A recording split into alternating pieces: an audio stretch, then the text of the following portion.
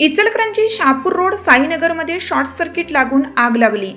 Ichalkaranji Shahapur road साईनगरमध्ये मोहसिन राजू नधाब यांचा साईनगरमध्ये कापसाचा गादी करायचा व्यवसाय होता।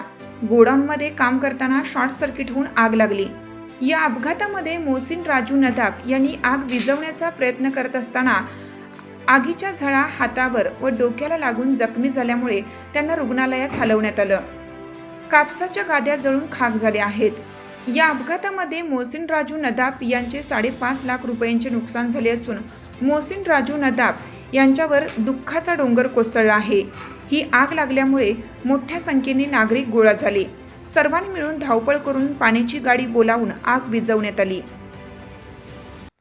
चालू घडामोडींचे अपडेट्स जाणून घेण्यासाठी आपल्या हिरकणी न्यूज चॅनलला सबस्क्राईब जरूर करा, लाईक करा, कमेंट करा आणि शेअर करा। बेल आयकॉनवर प्रेस करा आणि नोटिफिकेशन्स मिळवा।